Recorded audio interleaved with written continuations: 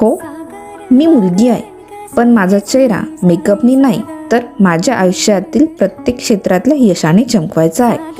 मी माझ्या आयुष्यातील प्रत्येक भूमिकेत 36 गुणापेक्षा जास्त चमकून दाखवणार. चांगली मुलगी म्हणून संस्कार, चांगली पत्नी म्हणून समजूत, चांगली आई म्हणून माया आणि करिअरमध्ये सक्सेस ही माझी ओळख.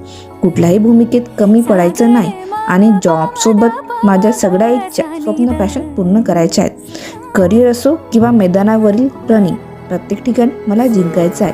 कारण मी मुलगी आहे आणि 36 गुण नव्हे, मी माझं पूर्ण आयुष्यच परफेक्ट करायला आली आहे.